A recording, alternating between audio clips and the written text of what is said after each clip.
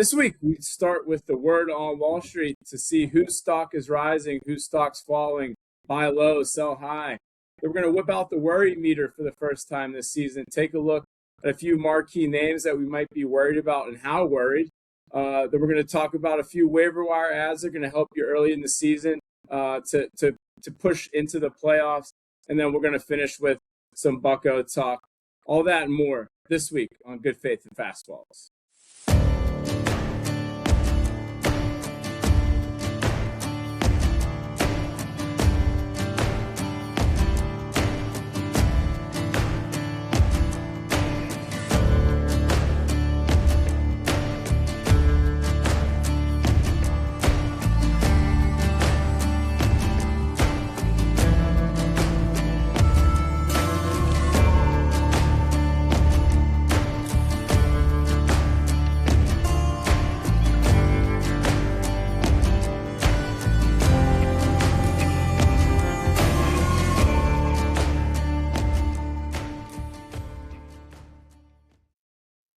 Hello, everybody. Welcome to Good Faith and Fastballs, episode 4. I am your host, Sean from Imperial, along with my sidekick and partner in crime, Zums, a.k.a. Zummy. And this week, we want to start with the word on Wall Street. Again, we want to take a look at whose stock is rising, whose stock's falling, because it's time to start looking for some trade partners out there to improve your chances of making into the postseason and making the push for a championship. And Zum, I'm going to lead with a slugger, the slugger from down in Houston that we've spent plenty of time talking about, Yordan Alvarez. Taking a look at his numbers right here out the jump. He's got 84 plate appearances, a 1250 OPS, 7 home runs, 17 RBIs, 15 runs scored. Not going to get any stolen bases from him. He does have one. But, man, taking a look at his base on ball to K ratio, it's 1.89 to 1. So he's almost walking twice as much as he's striking out. Again, we've talked about him ad nauseum. What are you thinking about Yordan Alvarez moving forward?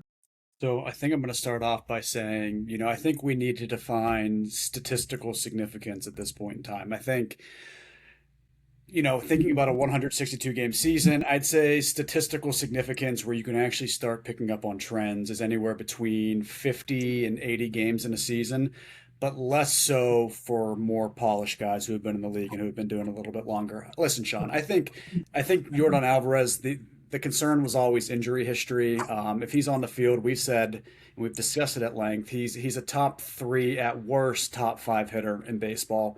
Pure power, great from the left-hand side.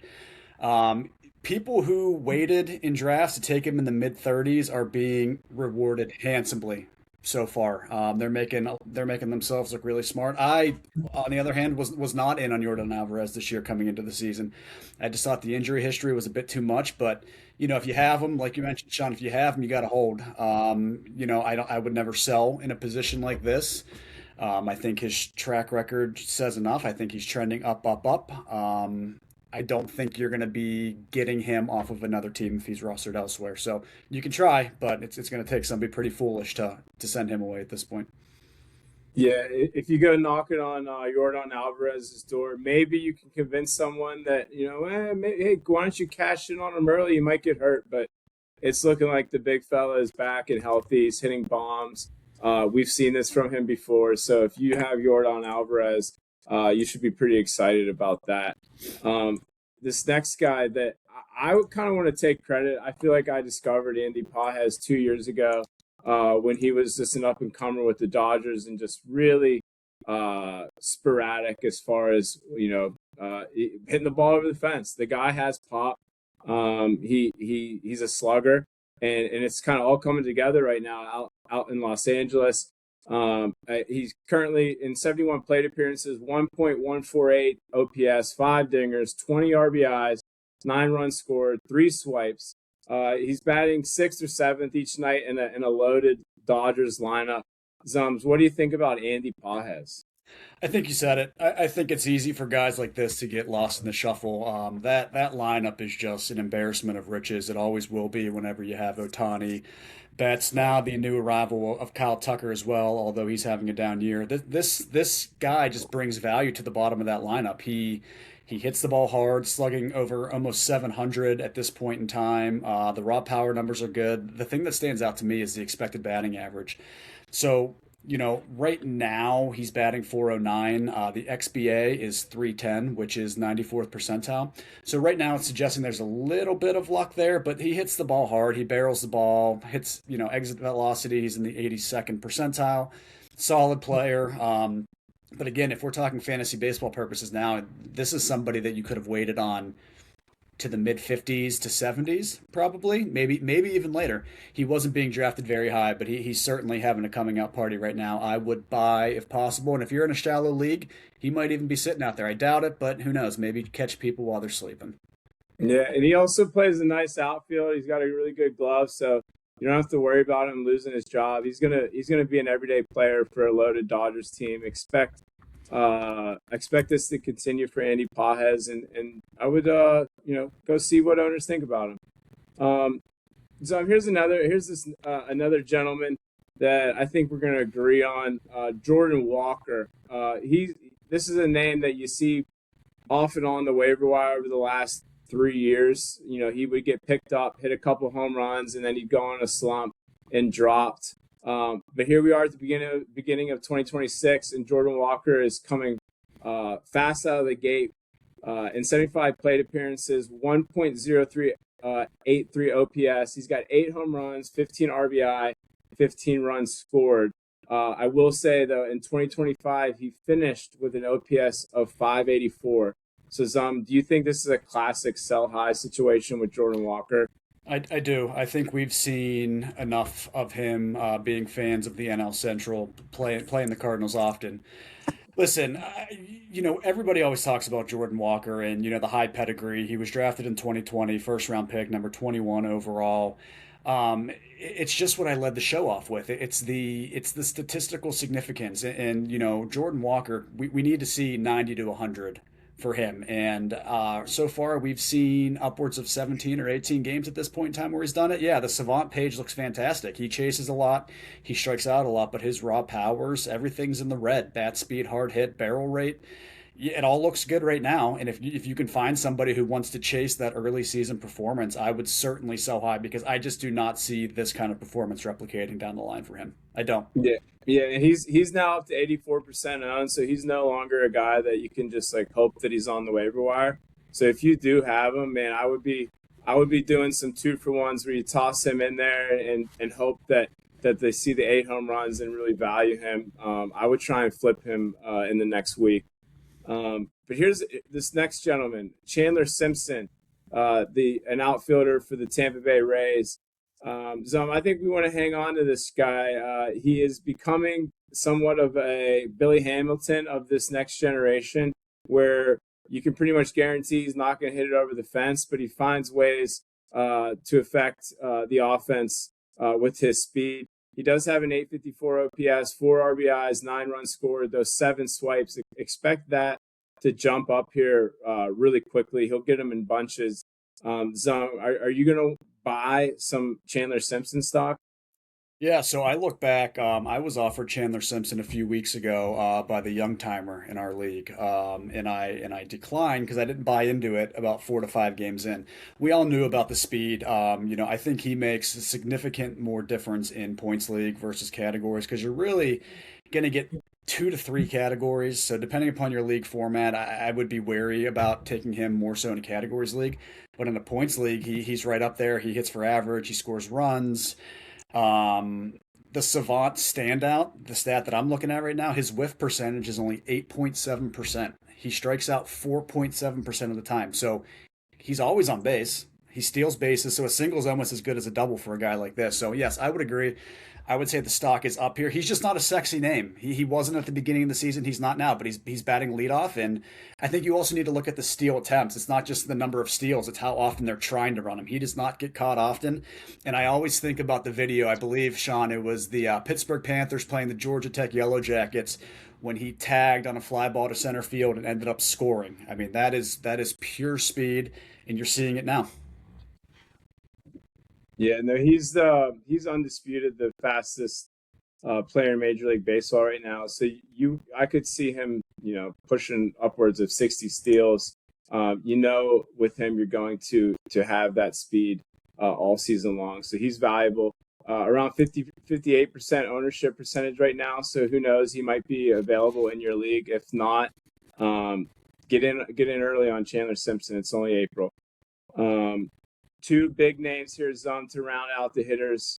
This one close to home that I can't wait to get your thoughts here. O'Neal Cruz, 79 plate appearances, 943 OPS, 5 home runs, 16 RBI, 14 runs scored, 7 swipes. He's batting leadoff.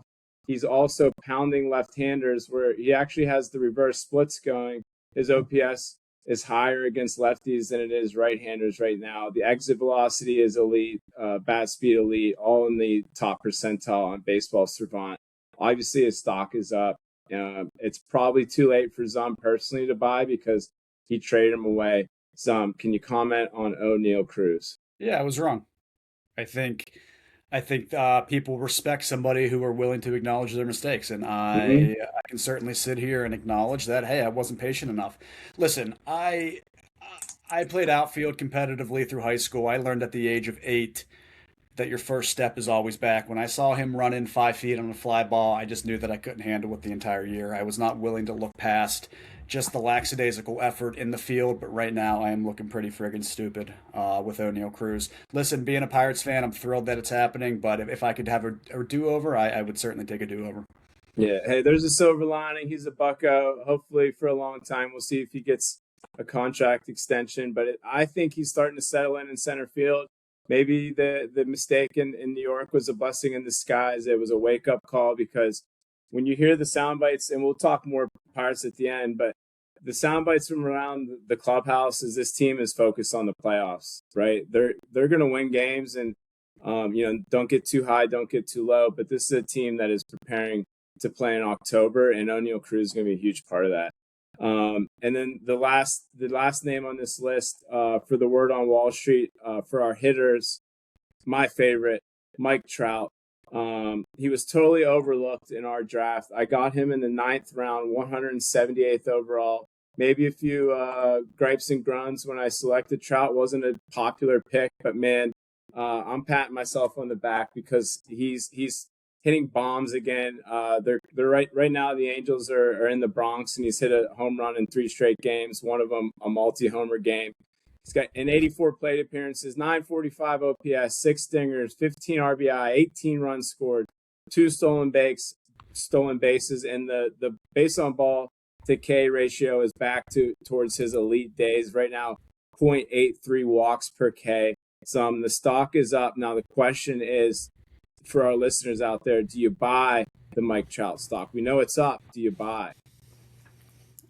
You're higher on Mike Trout than I am. I will say that. You can't deny what he's doing right now. It's just like the Jordan Alvarez conversation. It's how many games are we going to get from Mike Trout? Are we going to get over 130 games? If you're convinced that we're going to get over 130 games of Mike Trout, I would say buy. These are the number of games that he has played in the last, let's say, 6 years. In 2021, he played 36. He played 119 in 2022, 82 in 2023, 29 in 2024, 130 in 2025. I mean, I don't know. I think you'd be taking a risk with the injury history. I think when you look at stuff like that, it is a trend. Early on in his career from 2012 through 2019, he averaged about 142 games per year. And that's when he was at his absolute peak. I think if you look at home runs per at bat right now, you could argue if you can extrapolate over 130 games, he's certainly a buy candidate. You're going to need to find a partner, though. It always takes 2 to tango, and if somebody's willing to have a conversation about it, I think it's worth having a conversation. But you have to make a decision about whether or not you think he's going to play at least 130 games. That's my magic number. It always has been. Sean, I know that you're buying into it right now. I'm not sure where you're at in terms of holding since you have him on your roster. Would you consider a deal, and what would it take for Mike Trout? So I just want to start with one kind of comment thought. And I know you'll remember this. Last year, I was last draft. I was high on an older player that maybe would say peaked in years past, and that was Jacob deGrom, and I was right on him. And I have the same hunch here with Mike Trout. I'm a trust the back of the baseball card guy, and I've always tried to give them a little grace on injuries because I think in the offseason they put all of their effort and focus into staying healthy, and then you can do all the right things and still get hurt. So I try to give them a little grace. DeGrom came back last year, was electric. He's looking good again this year. Trout doing all the right things at the beginning of the year. He's playing a solid center field. He's stealing bases. He's hitting bombs. I'm keeping Mike Trout, and if I were to ever trade him, I'm looking for a big haul because you could easily look up at the end of the year and he's in the AL MVP discussion because again, this is Mike Trout, and I'm betting on him. So really excited to have him on the ball club and seeing hitting the ball over the fence and out there every day. So that'll wrap up the hitters for the Word on Wall Street. We have a few pitchers here for you, some big names. This is another one I'm excited about. Cam Schlittler. He in 21 and 2/3 innings. He currently has a 2-1 record, 2.49 ERA. His WHIP is below 1 at 0.74. K per nine a whopping 12.46. And I'm an xFIP guy. I think that's a better indicator of ERA. His leads Major League Baseball with 1.36. Is Cam Schlittler a name that's here to stay for years to come? Yeah, I think so. And I'm not sure you were the only person who thought about it. I think, when he was on the board, it was just a matter of how long do you want to wait? How long do you think you can wait? It's always the classic draft dilemma. Do you think you can make a pick that you want to pick and then get him in the next round? And you kind of have to hedge a little bit. I personally thought I could wait to get him. You took him, and that's fine. He has three very, very good pitches. His four-seamer is averaging about 97 right now. That's throwing gas. The sinker's at right about 97, and between those two pitches, he uses it 65% of the time. He looks good. I think the results are able to be replicated. I think that you're going to see him as the ace for the Yankees in years to come, assuming that they don't bring in any high dollar free agents. So yeah, I would certainly say you got a guy there, Sean. And thoughts and prayers. Hope that he stays healthy, and if he does, I think you'll see him maybe top 7 to top 10 Cy Young voting for this year. Yeah, I don't think that's a stretch to say. I don't. Yeah, and he's on the Yankees, so he's gonna get wins. That has a lot to do with the Cy Young voting. So I'm like you said, I'm very excited about Cam Schlittler all season long. Now, for our listeners at home, I think this is gonna be our best nugget of the day on this next pitcher, Jesus Luzardo. In 22 and 2/3 innings, he has a 1-3 record, a mammoth 7.94 ERA, 1.46 WHIP. However, the K per nine still elite, 11.91.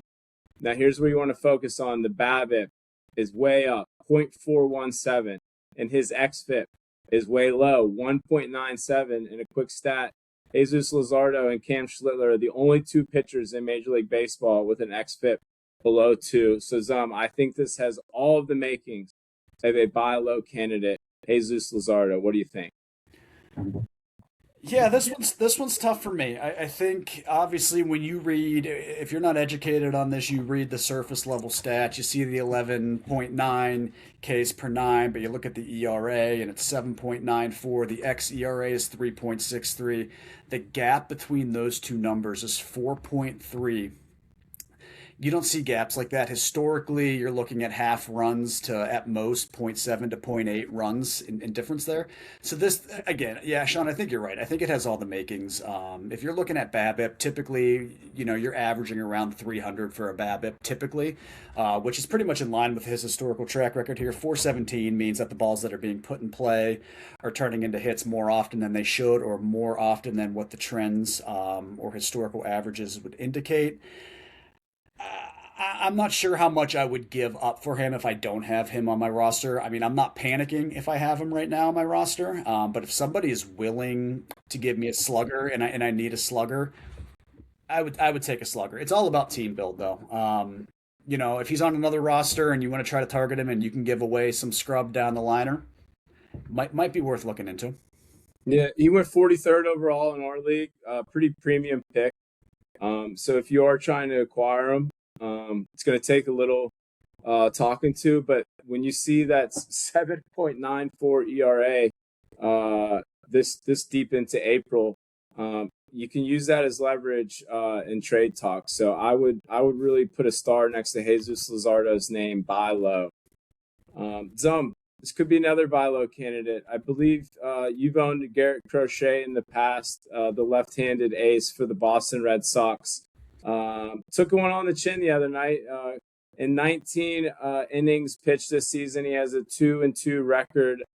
Another inflated ERA, 7.58. His whip, 1.58. K per nine, still elite, 10.42.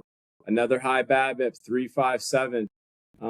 The walks are slightly up at 3.32 per nine. Zums, are you worried about Garrett Crochet? Are you trying to acquire him? What do you think? You're the horse doctor. Thank you for the acknowledgement. I don't know. I'm having a hard time with Crochet. He went against a really, really bad, objectively bad Twins lineup the other night. On Monday night, 1.2 innings pitched, 9 hits, 10 earned, 3 walks.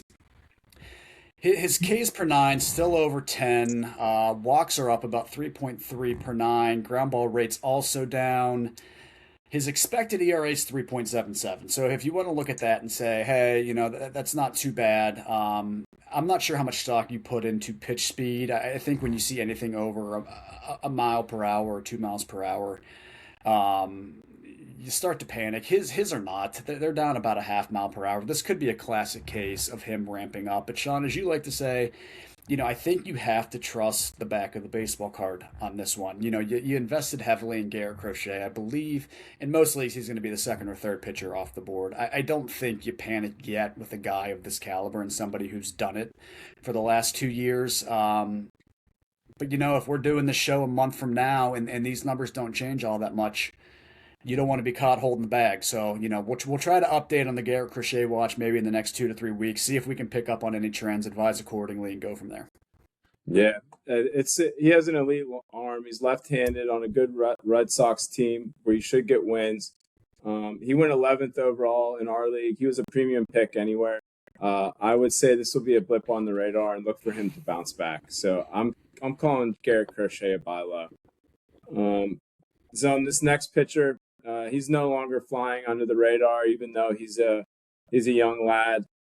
Jacob Misiorowski, the Milwaukee Brewers big right-hander, in 21 2/3 innings, has a 1-1 record, 3.32 ERA, 1.02 WHIP, K per nine, 13.71, which is second in Major League Baseball, only behind Dylan Cease, and his xFIP checks out at 2.79. The horse doctor, what are your thoughts on Jacob Misiorowski?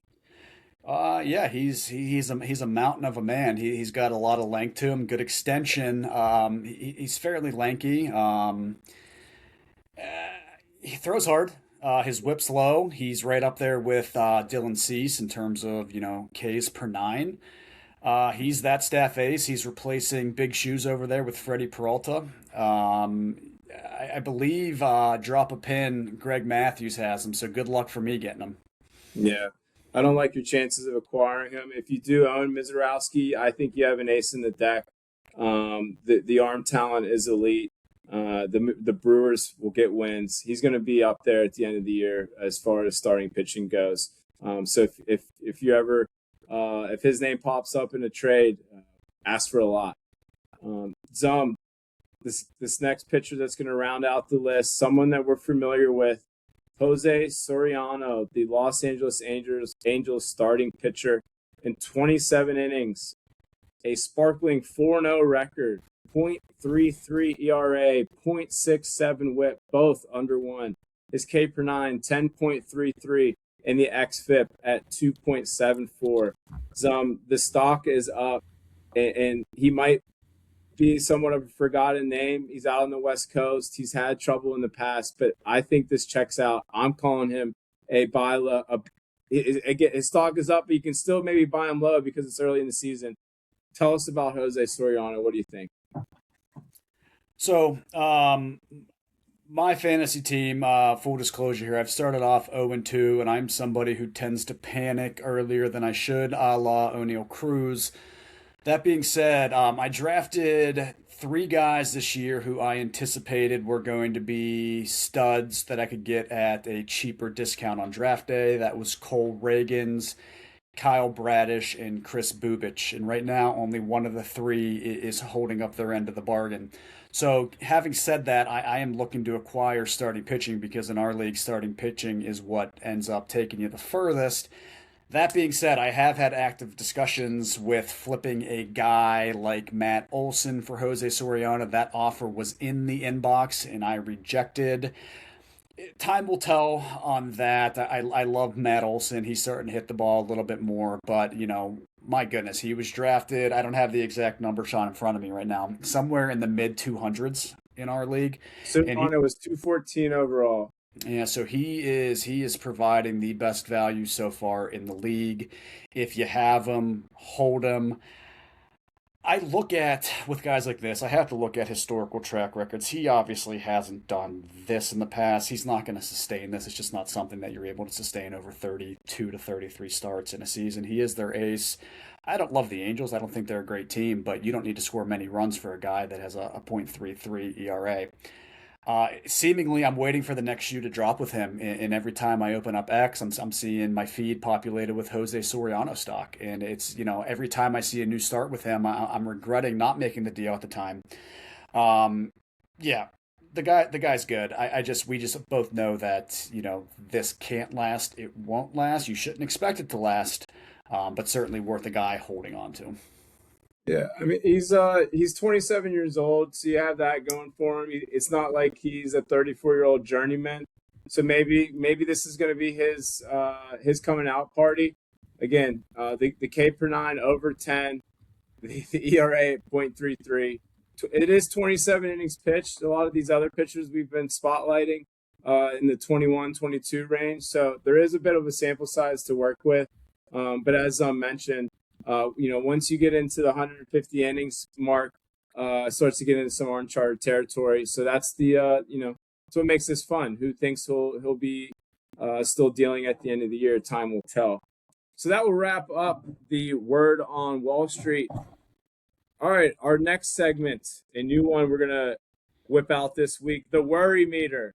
Zums, it's that time of year, middle of April, where their fantasy teams start to look at their roster, some marquee names that they drafted high, and they just start to get annoyed looking at them over and over, underperforming.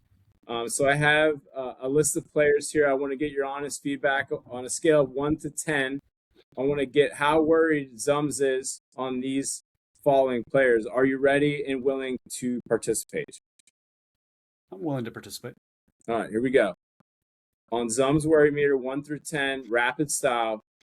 Leading off, Pete Crow Armstrong. 10. 10. All right. Nick Kurtz. 6. 6. Josh Naylor. 7. 7. The Sasquatch, the Pasquatch, Vinny Pasquantino. 5. 5. Jazz Chisholm. 7. 7. Cal Raleigh. 9. 9.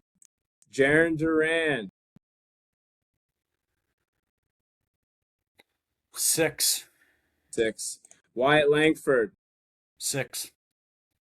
And rounding out the field of hitters, Ronald Acuna. 2. All right, real quick, I have 3 pitchers here for you. Kyle Bradish. Oh, this one hits close to home. 7. 7 on the worry meter for Kyle Bradish. Yuri Perez, 5.40 ERA. 7. And Logan Webb. 5. 5. All right, Zums. We'll go down the list real quick. Pete Crow Armstrong, you added a 10. Kurt, 6. Josh Naylor, 7. the Pasquatch 5, Chisholm 7, Raleigh 9, Duran 6, Langford 6, Acuna 2, and then the three pitchers, Bradish 7, Perez 7, Webb 5. So you're most worried about Pete Crow Armstrong. Would you care to elaborate? Yeah, I mean, again, coming into the season, he was valued way too high. For example, he was taken 41st overall in our league, and he was coming off the board just way too early for somebody who, yeah, he had a 30-30 year, and that's great. But let me give you some numbers, Sean, and I know we've highlighted this in the past. Post All-Star break 2025, he played in 62 games. He batted 216 with 47 hits, 6 home runs, 24 RBIs, and 24 runs scored. Now, as if that wasn't enough for anybody here, his start to 2026 has not been good. 18 games, he's batting 236. He has 17 hits, 1 home run, 5 RBIs, 12 runs scored, OBP of 276, and slug of 306. That is a 582 OPS. He falls under, he's a classic case as he has not done it long enough, and his stock price was way too high to warrant taking him as early as they did. I think he's more so a continuation of what we saw in the second half of last year. Um, I never understood the price. Maybe I'll give Ron a call after this podcast here and ask him what he was thinking taking PCA at number 41. I think it was a ridiculous pick then. I think it's even more ridiculous now. I think we're starting to look right on Pete Crow Armstrong. We doubled down on him. We both were low on Pete Crow Armstrong. The point I made, I'm a baseball card collector. I have a handful of Pete Crow Armstrong cards, so I've been tracking him for a while. When he got the call, he was totally tagged as a plus defensive center fielder. So when it's your moment in the sun, you get the call of the bigs, and they're talking about your glove.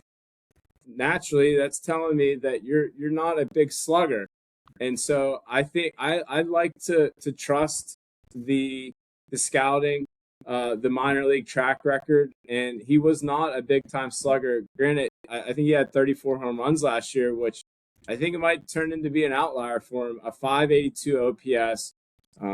He's got the weird hair. Like we've both been out on Pete Crow Armstrong, and we're starting to look smart there. Some. Yeah, Sean. I think both of his parents come from Hollywood. So what are the chances that he's a conservative? Not high, not high. About as high as Spencer Strider being a conservative. Tight pants Strider. Yep. The next one, just behind Pete Crow Armstrong, the big dumper, worst nickname in sports, Cal Raleigh. A 515 OPS. He did have over 60 bombs last year. Was he juicing? I don't know. But you have it 9 on the worry meter. You must be really worried. Yeah, I mean, there's a few prongs that we can attack on this one. Number one, he was going top 13 to top 15 picks in all leagues last year based upon what he did. Did people really think that he was going to hit 60 home runs again? I mean, I can't imagine that being the case. He hasn't done it before. I don't see him doing it again. I think paying a premium pick for a position that had some phenomenal depth early on in the season was always going to be a silly endeavor to undergo. The Savant page is extremely blue. I don't like the fact that he didn't shake Randy Arozarena's hand at the WBC. I think it's arrogant. I think that this is somebody who got out over their skis a little bit. 60 home runs. That's really, really cool, man. You're going to be etched in the history books, but I think you're a scrub. I think you've seen the peak of your powers trending downhill. Not a huge fan of the player. Not a huge fan of the game. There you go. They've heard it from Zum. And then just really quick, a few comments on the hitters. You had a 6 and for Langford and Nick Kurtz. Wyatt Langford, Nick Kurtz. I think a little high there. I would have some patience with these guys. I think both of them are going to be bopping by the time the weather heats up. So maybe some buy low candidates, Kurtz and Langford. Yeah, but Sean, they're not Dominican. They don't heat up when the weather heats up. I know we typically say when the weather heats up, everybody starts hitting, but like you how much of a leash can you give guys like Wyatt Langford at this point in time to not say that you're at least somewhat worried about them? Well, it's April 16th, so I would see O'Neill Cruz trade, and that would be my rebuttal. But I want to get your thoughts on 2 pitchers. Kyle Bradish, Yuri Perez. You have both at a 7. both supporting an ERA above 5. You own Kyle Bradish. Bolsh owns Yuri Perez. But a 7's pretty substantial on the worry scale. What do you think? Tell me. So I got a chance to watch some of that O's game yesterday when Bradish took the bump. I don't think the stat line was necessarily fair to him. This scrub left fielder, the name's escaping me right now, made an awful play in left field, a la Brian Reynolds. Dropped the ball that was in his glove, allowed two to come around and score. Originally charged as an error, which was the correct call, ended up flipping it to a hit, which made his stat line look really skewed. The part that concerns me with Bradish right now, it's we can dive under the hood a little bit more, but it's if we want to be very simple with these numbers, it's the whip. The whip of 1.6 right now, he's walking a ton of guys. He's giving up a lot of hard contact. I hope league members aren't listening to this because I am trying to deal Kyle Bradish. Every single day I'm sending out a deal that involves Kyle Bradish. I don't have the patience to wait around when my pitching staff looks the way that it does. If Kyle Bradish is your 4th or 5th, maybe even your 3rd, I think you're probably in good shape. If he's your 1st or your 2nd and you were counting on him as a dark horse Cy Young candidate like I was, I think it's safe to worry about him a little bit, don't you, Sean? Yeah, no, 5.40 ERA. He's kind of like a name that flew under my radar just as far as big picture and name recognition. Kyle Bradish, not a name that really comes to mind right away when I'm thinking of aces. So, I would say have some patience. Just like hitters start in slumps, pitchers start in slumps too. But you are the horse doctor. If you have him at a 7, it has my attention. So maybe, who knows? Maybe I'll have my eye on Kyle Bradish to ink a deal with Sums down the line. Just don't be sending me Kevin McGonigal straight up. Hey, got to start somewhere, and that was for Ronald Acuna, which we both agree we're not worried about him. You have him at a 2. I think that's fair. Acuna is a lifer. As long as he's on the field, he's gonna help your ball club. So that is the worry meter, Zom. Really appreciate your honest feedback there. I think that was lovely. This next segment, we're in a 20-team fantasy baseball league. So just the other day, the guy's name is Dean Kremer, the 5th starter for the Baltimore Orioles. I put $62 in on a claim for him, and I just beat out Begley by like maybe $20. So I really felt proud of my estimation, but just to understand where we're coming from, he had less than 1% ownership before he was picked up. So we really are fighting over the bottom of the barrel, so if you're in an 8, 10, 12 team league, we have sifted through all of your players ad nauseum. They're all owned. So really lock it in with us for these waiver wire ads all season long, because again, we're going to be doing this anyways, and we're here to help.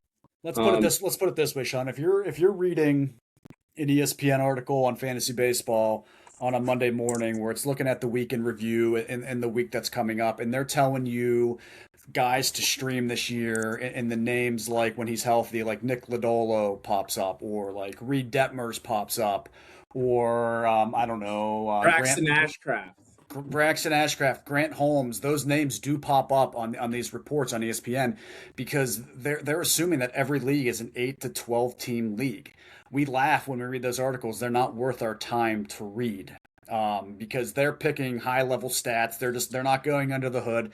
They're giving you guys that everybody in a 20 team league knows about, and even worse, was drafted a long time ago, or if they were picked up off of free agents, they were picked up a week to 10 days ahead of the curve. So there's no way to get guys like that from those ESPN articles. So we're trying to give you everything you need in order to stay ahead of the trends before ESPN comes out. That's absolutely right. And where we kind of drew the line as far as where we feel the ownership threshold is about 40%. So if these players are available less than 40%, we want to highlight them because we want to get them over that 40% threshold, because we feel like they're either on that trajectory or will be there very soon. And so leading off, here's a guy that I have on my team, Jack Caglione, the big slugger, Kansas City Royals outfielder, only 28% owned. He did go 3 for 3 his last night out. He has a ton of pedigree. He's mashed in the minors, OPS over 1,000. Care to share any thoughts on Jack Caglione? I don't have many. I know that he was coming into the season as a bit of a sleeper pick, people thinking you could get him late, and you could. So far, I haven't seen enough. He is struggling along with his boy Vinny P in Kansas City. I saw a crazy stat the other day, Sean. I don't know how updated it was. It was as of Monday. That do you want to go ahead and guess how many runs Bobby Witt has scored this year? 2. One as of Monday. He might have scored 2 to this point in time, but one is a crazy number to try to wrap your head around. He keeps getting stranded. I've seen he's reached base a ton of times, and yeah, I think you're right. I think it's a 1-run score, and he's been stranded like a zillion times. Yep. So Jack Cags, I have him in this 20-team league. I have him in my dynasty league, so I'm maybe a homer, but tons of pedigree. He's done it in the minors. They have a spot for him every day. If he's available in your league, that's a name that I would spotlight and maybe pick up, because once he hits, 2-3 homers in a week, it's going to be too late. Zom, I swear this isn't just a list of my players, but this is another one. Max Muncy, middle infielder, second baseman for the Athletics, 22% owned. I know got a little attention when I picked him up. Maybe you'll have him for a day, maybe you drop him, but he's found a home in my roster every day, and I've even gone as far where I don't have any bench hitters, so I'm committed to Max Muncy. Do you like this Max Muncy for the Athletics? I think people need to remember that we're looking at this through the lens of a 20-team league. I like the position that he plays because I don't think second base is very deep. But speaking of looking through the proper lens, I do think that he is the second best Mac Muncy in Major League Baseball. Okay, so Zums is still riding with the Max Muncy with the Dodgers, getting the vision corrected. But hey, either Max Muncy, keep your eye on him. If you need some help, both of them, serviceable options. Kind of a sexy name, big prospect, Samuel Basallo. He's a catcher and designated hitter for the Orioles. Did just hit a dinger the other night. Highly touted prospect. He's anointed in Baltimore as far as being in their lineup. Zums, is this a guy that you'd like to add to your ball club before he really takes off? If I'm in a 20-team league, yes. If I'm in a shallower league, probably not. There's probably better options out there. He's the number one prospect in their system. So he was number 8 in the top 100. He obviously has pedigree. I think the Orioles do a really, really good job of identifying talent. So if they say he's a top prospect and they drafted them where he did and he is where he is right now, then yeah, I think that they think he's going to be really good. We might be a year or two too early on Mr. Basallo. Yeah, so just taking a look at his Fangraphs now, multiple seasons in the minors, over 1,000 OPS. I do like to trust the minor league track record. So keep your eye on Sam Basallo when he'll have one of those multi-home run games, or he'll maybe have a back-to-back home run game. That'll be the time to really pounce on him. So keep your eye on that name. So I know you love this next name, Carter Jensen. He did have the alarm clock issue at the team hotel, making it to the ballpark in time, but still highly touted prospect for the Kansas City Royals. That is he's in the catching role. Salvi Perez kind of on the in the twilight of his career. What do you think about Carter Jensen moving forward? What I gathered from that story at the hotel wasn't necessarily even the alarm clock issue. It was the concerning interview I saw that Vinny P gave in the locker room. Did you see that? I did. Where they basically were like, hey, we were calling his parents, this, that, and the other. I don't know what that means for the makeup of Carter Jensen mentally, if people's first thoughts were to call his parents and see what the heck was going on with him. But I think as a ball player, top number 18 in the top 100, number 1 prospect in the Kansas City Royals system. He was my pick for AL Rookie of the Year so far, 4 home runs. He's batting an anemic 204 right now, slugging 469, OPS 714. So he's very much the definition of average or slightly below at this point in time. But what I do like about him is, his catching parameters that we're looking at. He's going to be on the field. Sal Perez, good catcher, but they're not going to catch him every day. He's getting old. He's going to DH a lot of the times. Carter Jensen's catching, his framing ability, his barrel rate, his bat speed, all elite. We're talking 87% plus of the league. I think the results are going to come for Mr. Jensen here. We just got to make sure that he's setting maybe not 1, 2 to 3 alarms in those hotels so that we can get him on the field and showing up to the ballpark on time. Yeah, it's good to get his name out there because, again, these young guys, they kind of fly under the radar. But once they get hot, it's too late. You want to have them ahead of time. So I think Carter Jensen, another name that you should earmark. And then Zums, Mickey Moniak. I've had him in the past. He's supporting a 912 OPS right now. He's only 10% owned, but I'm seeing a stat now for the first time. His base on ball to K ratio, which again, Mike Trout's was 0.83, and Yordan Alvarez is 1.80, just for contrast. Mickey Moniak has a base on ball to K ratio of 0.09. So this guy is not walking at all, which I don't like, but he plays a really slick center field, outfield for the Rockies. Again, the 912 OPS, he's only 10% on. So I think he does have 5 home runs this year already. So Colorado Rockies, maybe he'll go off for 30. This is a deeper pool. Again, 10% ownership percentage. So I'm scared to add anything to Double M Mickey Moniak. Yeah, I mean, he's the first overall pick. I think that tells you all you need to know regarding pedigree. And, excuse me while I pull it up because I was watching a game very, very recently where he stroked the ball. I'm trying to think of who it was off of. Probably not good podcasting right now, not knowing exactly who that was. We're organic and we have all of our flaws and we love every single one of them. He had 2 home run game against the Padres. Not really much to mention on. They're off. At least one of them was off Herman Marquez, who looked really good against the Pirates. I don't know. I mean, hopefully one day we can really go under the hood regarding Mickey Moniak. Maybe talk to Clint Hurdle, see if we can possibly get him on to kind of talk about what he sees with Mickey Moniak. I know that he's still heavily involved with that club over there. We respect Clint. We love Clint. Yeah, he hits at a great ballpark. He plays 81 games at Coors Field. He gets the ball up in the jet stream, man. I mean, I think you can get some cheap power here. Again, depends upon league size, but every point that we've ever made in this podcast depends on league size, so I don't think I need to keep saying it. If he's available and, you have room for him, why not?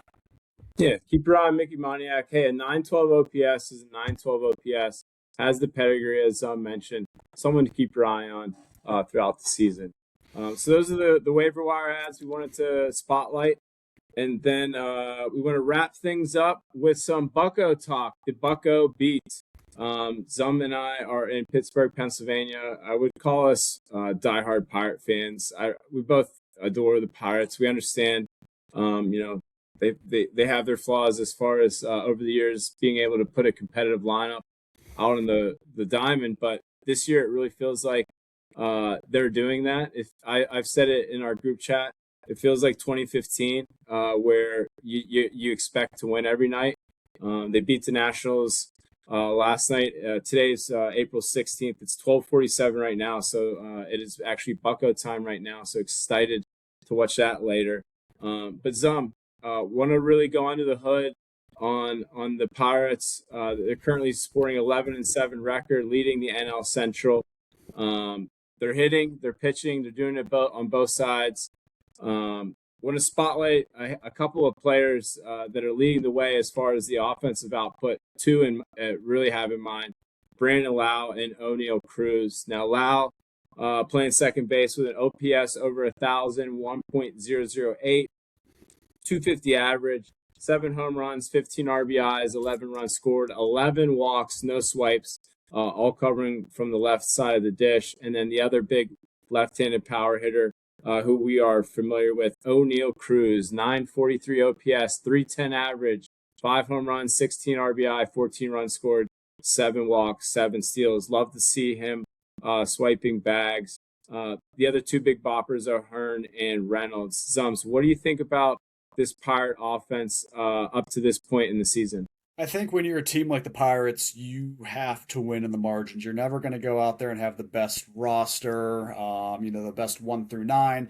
I would argue that their pitching staff is going to keep them in 90% of games. But to this point in time, you can't lose games by over managing. And Sean, I think that's exactly what we saw on Tuesday night. Just to give everybody a recap, Pirates were down. I believe they were only down by 1. I think it was 5-4. Brandon Lau's spot in the lineup was up. Bases were loaded. 1 out. He had homered previously in the game. Off of a left-hander. Off of a lefty. His spot was up again, and then Don Kelly decides that he wants to pinch hit for his best hitter who had homered prior in the game off a lefty because he was afraid of what he did in his prior at bat against the lefty. He looked pretty stupid on 3 pitches against the lefty he faced prior to that. Pinch hit threw in Nick York. Nick York proceeds to hit the ball pretty hard up the middle, double play, ends the inning. Pirates lose the game. Got a lot of scrutiny here. I think Brandon Lau has been fantastic. I think he's going to get a lot of home runs. Not necessarily even cheap ones over that right field wall. I think he's the real deal. I think you could argue that he's probably one of the best signings that the Pirates have made in recent memory since I don't know. I heard the name the other day. I heard Russell Martin up there. I mean, shoot, the early dividends are definitely higher with Brandon Lau than they were with Russell Martin. I think Russell Martin was more of a leader. I think he brought something a little bit different to the team, but Brandon Lau has been fantastic. We've already spoke at nauseum about O'Neal Cruz. I actually threw up earlier in the day thinking about it. Ryan O'Hearn, he's looked good. I think he's a professional hitter. I think all these pieces together are really feeding off one another. I think that's what you're seeing more than anything. Brian Reynolds finally looks comfortable with the dish. He's not flailing. So those top 4, I'm thrilled with. I think there's some work to do in the bottom part of the lineup. I'm not convinced Spencer Horwitz is the guy that we want him to be. I think he's probably the odd man out. If, Esmerlin Valdez, I believe is the name, throw him in right field, bring in O'Hearn to first base, maybe have Horwitz come off the bench as a platoon type guy. Henry Davis, he is what he is. I think that the organization puts a ton of stock into what he does behind the dish and how he can call a game. I know Paul Skeens loves him, so that's good enough for me. Nicky G, I think, is just going to be an average guy, but he can give you some good at bats. Connor Griffin, we're still waiting. Think we need to be patient with him. Young guy, top prospect, got paid. Excited about what he can do. He had a multi-hit game and then proceeded to be benched the next game. So it just goes back to that managing side for me, Sean, with the actual lineup that's getting put out there each day. Yeah, no, I think that's fair. Back to the Brandon Lau situation. That's such a tough one because I think the reason why he made the switch, I believe the bases were loaded. Or his second and third. He wanted to avoid the double play, so I think that's why you bring in the righty to face the lefty to make sure you avoid the double play. And he did sting the ball, but man, it was a right at him. Taylor made a double play, so obviously he had to DK had to come and get to the podium and answer to that after the game. I'll give Don Kelly some grace. I think he's the right guy to lead the team. Might see some growing pains still. It's only really his first year as manager. His last year was interim, so I'll have some patience with him. But really excited about this offense that we've put together. Lau is just looking like a complete steal. We got him for Burrows in the 3-team trade with the Astros. Lau, Mangum, and Montgomery come in, and all we had to give up was Mike Burrows. So that's looking like a steal. And Cruz, I think he's going to be there all season long. It's awesome to see O'Hearn's been solid in the outfield as far as defensively speaking, and he's bopping with a 937 OPS. Reynolds looks good, like you mentioned, comfortable at the dish, 12 walks. So I think there's going to be plenty of offense to go with, nice segue, the starting pitching. Let's take a look at the Pirates starting pitching, the rotation. Carmen Mlodzinski with a 1.77 ERA.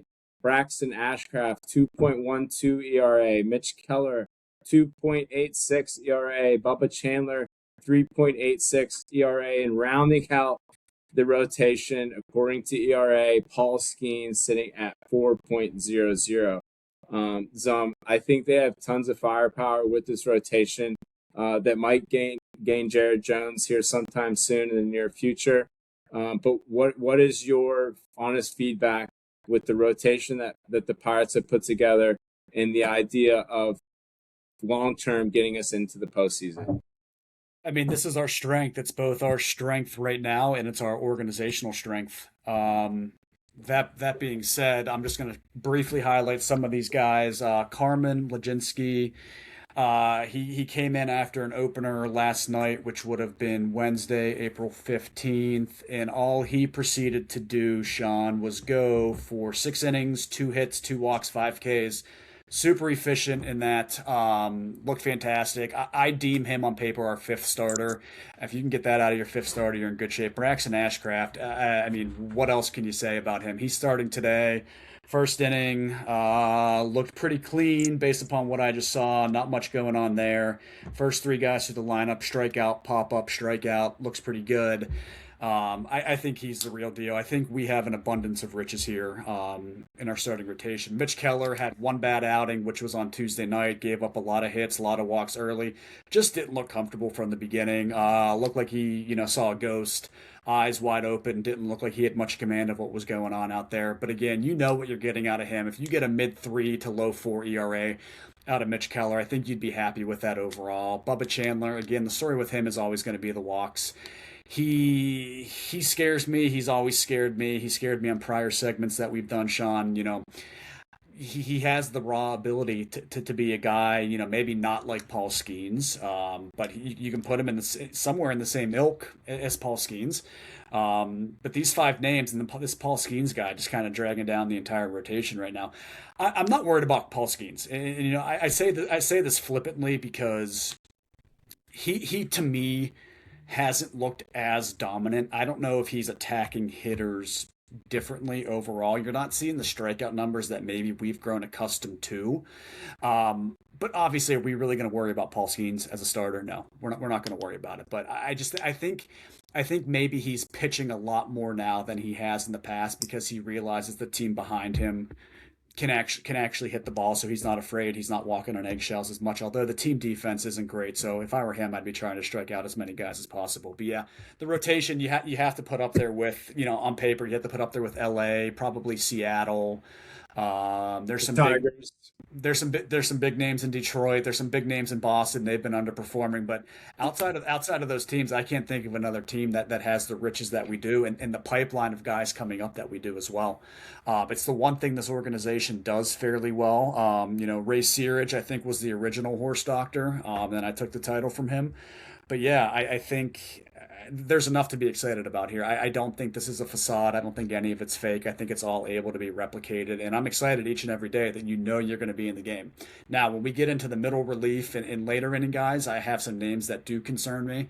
But we're not there yet. So I'll let you take the lead here, Sean, dive into the next segment, and then we'll chat about it from there.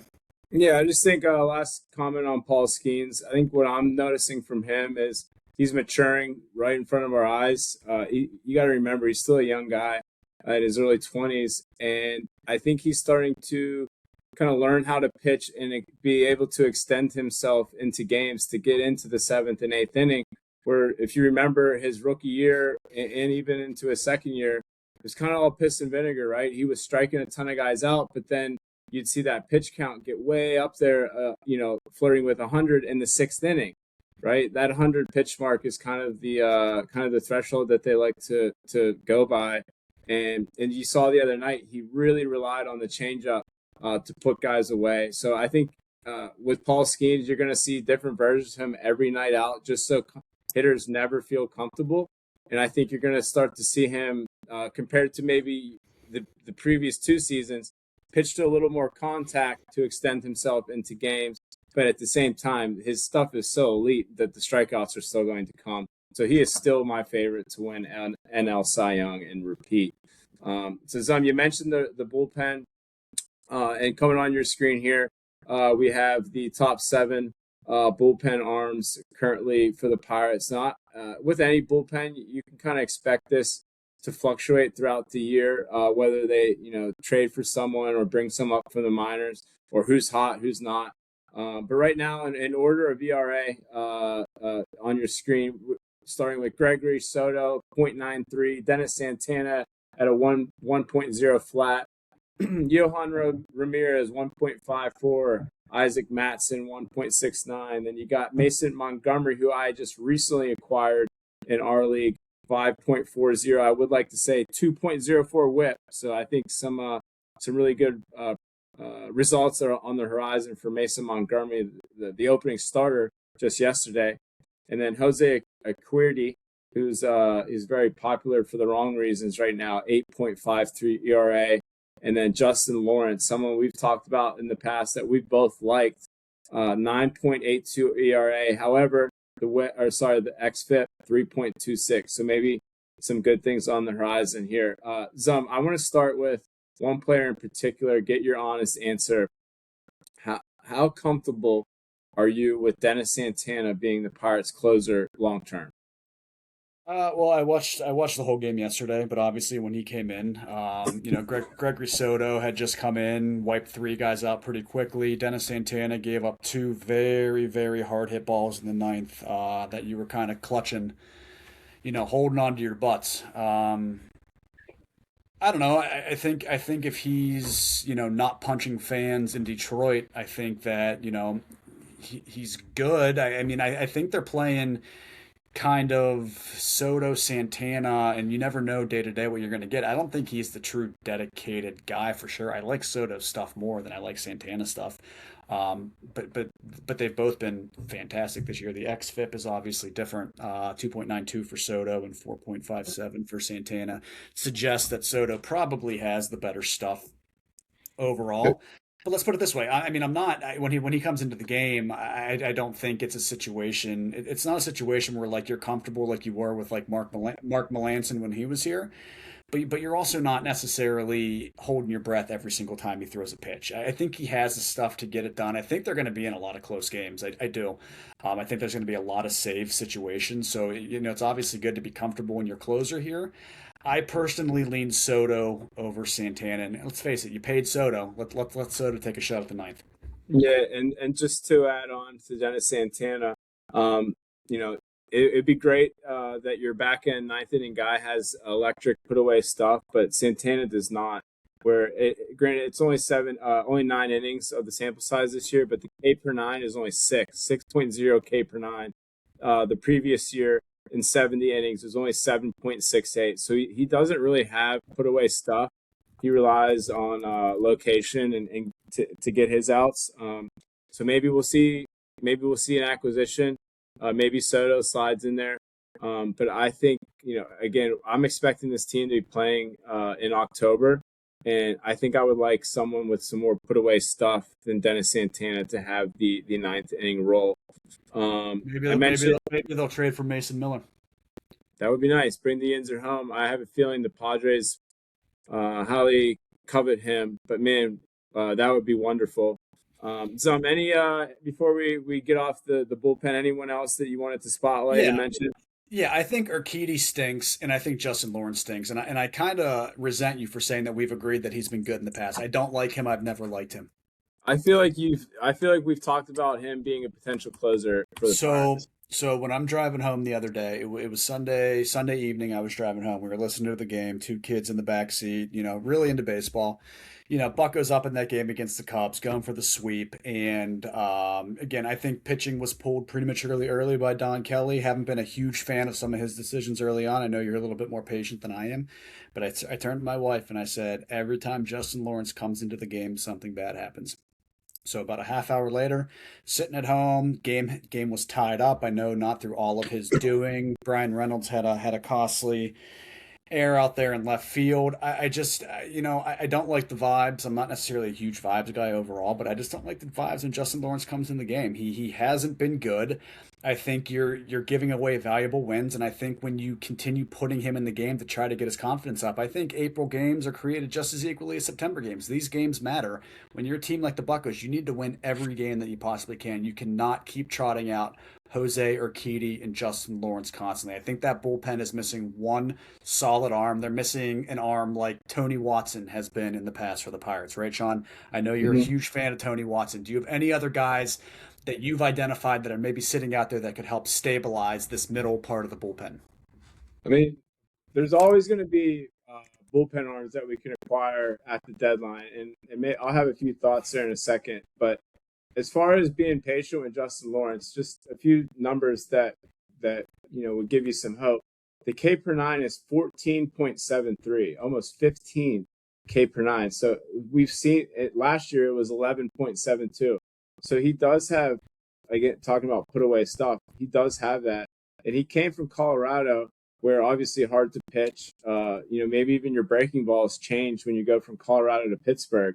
But again, high end put away stuff. The xFIPS suggests that better days are to come. The xFIPS at 3.26 this year. It was at 3.54 last year. His ERA was 0.51, but only through 17 innings. Dealt with some injuries. So I'm going to have some patience with him. You mentioned some arms like around the league that maybe we could look for. I'll go with a guy that's on my team that's underperforming currently, Griffin Jacks. He has a long track record of performing well out of the bullpen. Maybe we could get him on the low. I saw Jeremiah Estrada dealing with some elbow soreness. Maybe when he comes back, he'll be at a discount. But I think it's a little early to start, trying to pin down some names, just because if you go and look at the NL standings, everyone's kind of in it right now. So naturally, we'll wait and see who kind of goes to the bottom of the barrel as far as the standings goes. And then there's always going to be, one or two really good relievers on every team that you can pluck. So I think we agree that this bullpen is developing and it's not finished. It hasn't been a killer, as of evidenced by the 11-7 record, but I think we agree that it's not completed and it will need to be addressed eventually. Is that fair? It is fair, Sean. Yes or no answer only. No need to expand on this last question. Would you release Joey Bart and bring up Andy Rodriguez today? No, I would try and trade Joey Bart. I would not release him. So you did not listen to the instructions. Okay. No, the answer is no. I think all right. I think you're wrong, but Okay, neither here nor there. Hey, healthy disagreement is allowed on the show. That's absolutely right. So now, perfect segue. Let's land this plane. We each have a trivia question lined up for each other. I will lay it on you first. I don't believe you saw it ahead of time. If you did, I didn't put the answer, so I think we should be good here. Since the year 2023, so 2023 and onward, who leads Major League Baseball in steals with 144? I will give you multiple choice. A, Bobby Witt Jr. B, Jose Ramirez. C, Corbin Carroll. Or D, Ellie De La Cruz. I'm gonna eliminate Corbin Carroll just because he was injured last year, and I remember him not running as much last year. That's the one that I would quickly name. You said 144 over 3 years. It's 40. That's 48. 144 since 2023. It's 48 a year. I mean, I know Jose Ramirez runs, but I don't think he was getting 48 a year. Ellie De La Cruz, how long has he been in the league? I know he was electric from the beginning, stealing bases. Bobby Witt. Oh boy. I think just by process of elimination, I think I got to go with Ellie De La Cruz. You're exactly right. Zums 2-0 on the trivia. Ellie De La Cruz has had 144 swipes since 2023. Bobby Witt Jr. was second, followed by Jose Ramirez, then Corbin Carroll. So Zum, spot on there. Care to share your trivia question? Yes, Sean. Which MLB speedster led the entire league in triples over the combined 3-season span from 2023 through 2025? And I promise you guys, these questions were looked at independently of one another. We use the same time frames though, but it's a very, very similar question. Yeah, so a speedy hitter. Who led up in triples, racking up 40 triples from 2023 through 2025? A, Bobby Witt Jr., Okay. B, Corbin Carroll, C, Jaron Duran, D, Ellie De La Cruz. Okay, I think I have it down to two right away. I think it's either Witt or Carroll. And since 2023. That's right.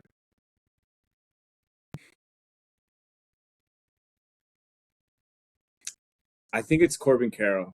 Atta baby, Sean. Impressive. And listen, we've talked about Corbin Carroll playing at home. Those alleys when he can just run and go, that number to me is not shocking at all. I think he had 14 last year. Here it is for this year. So, I mean, that number's just going to keep climbing. He is a speed demon. He's one of the most valuable players in baseball. Love Corbin Carroll.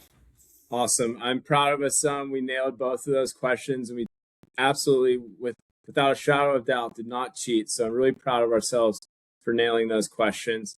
But Zums, that'll be a wrap for episode 4 of Good Faith and Fastballs. I think we helped the viewers at home with a lot of good information. And again, this is going to be all season long. Feel free to hit us up on the X machine. We like to reply and be interactive. But Zums, care to share any closing thoughts? No, I think just blessing the troops is always appropriate at this time. All right, absolutely. God bless the troops, and we'll see you next week on Good Faith and Fastballs.